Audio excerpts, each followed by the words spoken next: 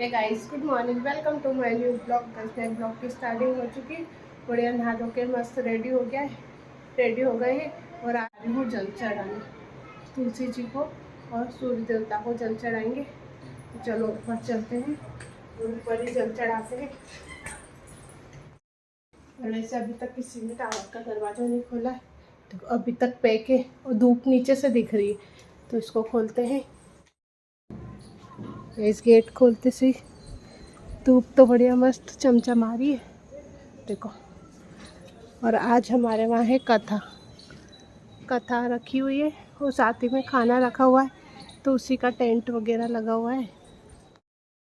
और बढ़िया मस्त जल चढ़ा दिया। वैसे तुलसी जी को जल नहीं चढ़ाया गाइस, क्योंकि आज संडे है ना, तो संडे को तुलसी जी को जल नहीं चढ़ाते हम लोग क्या कहीं पे भी नहीं चढ़ाते हैं। और आज हमारे बड़े घर पे, कल आपने ब्लॉग में देख ही लिया होगा, कल राती जगह कराया था, जागरण कराया था, सॉरी राती जगह उसके पहले कराया था, पर वो ब्लॉग में नहीं दिखा पाई। फिर एक दिन पहले उन्होंने कराया था जागरना, और कल था जागरना, और एक दिन पहले था राती जगह। और आज सुबह से 10 बजे से सत्यनारायण भगवान की कथा, और शाम को सब बहन बेटियों का खाना रखा हुआ है। तो बढ़िया नहा धो के फिर कथा सुनने चलते हैं। और अभी बनाते हैं चाय। ये मैं दूध का वेट कर रही हूँ, क्योंकि दूध लेंगे। और वीर तो बढ़िया मस्त सो रहा है अभी तक। वीर को 10 मिनट और सो देते, और शायद हस्बैंड जी भी आ गए हैं दूध लेके। दूध लेके आए हैं, और साथ ही में कुछ और भी सामान लेके आए हैं।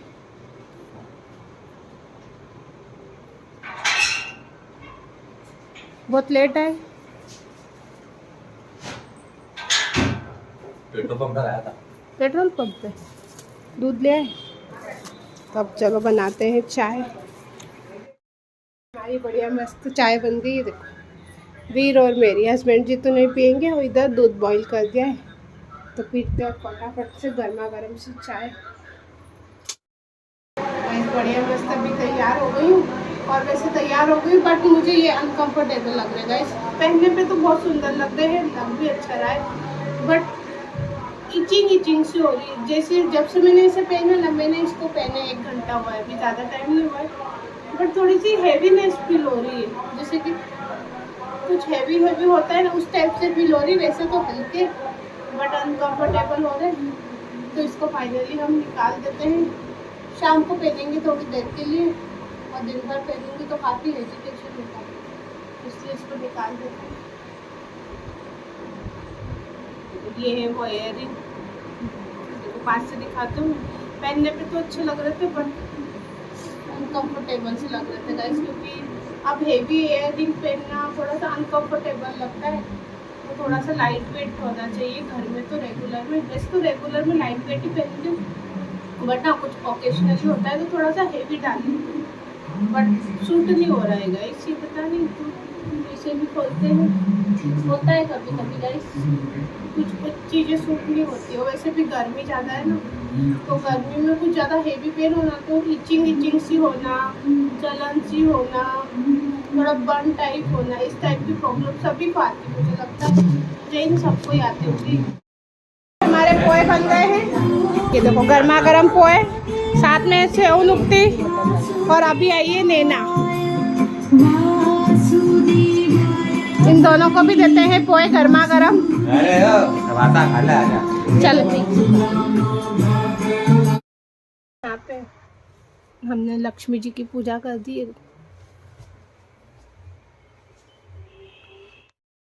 तो भाई सभी जा रहे हैं हम बड़े घर पे हार फूल लेके, क्योंकि वहाँ पे आज कथा है ना, तो सत्यनारायण भगवान को चढ़ाने के लिए हार फूल मंगाए, तो बस यही लेके चलते हैं। तो चलो चलते हैं।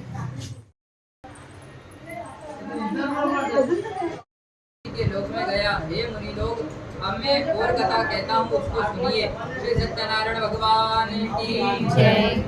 सूत बोले कि बलियों में श्रेष्ठ एक उल्कामुख नामक एक जितेंद्रिय राजा था, जो सदैव देव मंदिर में जाया करता था। वह राजा ब्राह्मणों का नित्य ही धन देकर संतुष्ट किया करता था। उसकी कमल के सदृश मुख वाली वसुधा स्त्री थी, जो स्त्री के साथ भद्रशिला नदी के तट पर सत्यदेव को व्रत करता था। उस समय वहाँ साधु बनिया जमाता आया।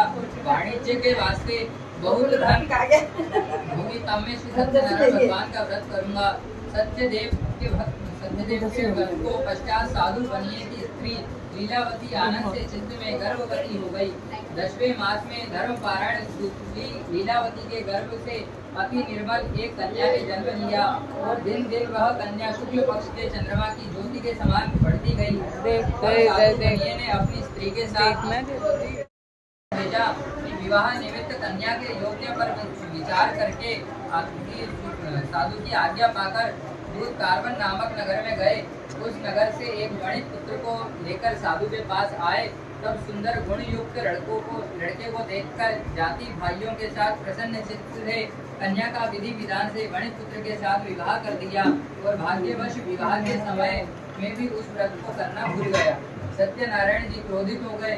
तब कुछ दिन के बाद निज क्रम में अति चतुर साहूकार साधु व्यापार की इच्छा से अपने दामाद को साथ लेकर समुद्र के निकट रत्नपुर नामक नगर में गया। जाकर व्यापार करने लगा।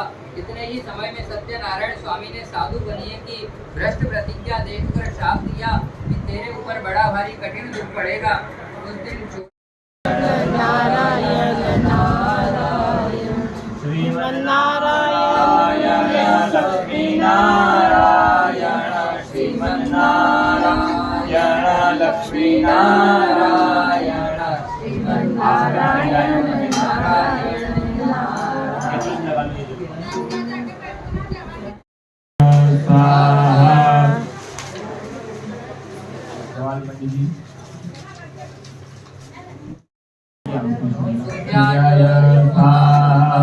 सूर्याय स्वाहा ओम सोमाय स्वाहा ओम सोमाय स्वाहा। लकड़ी आप ही दे दो।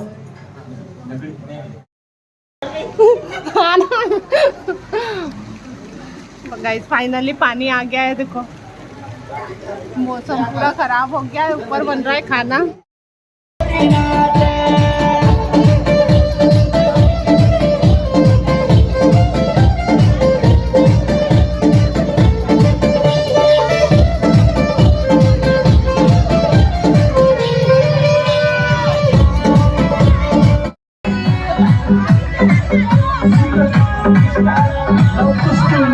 Present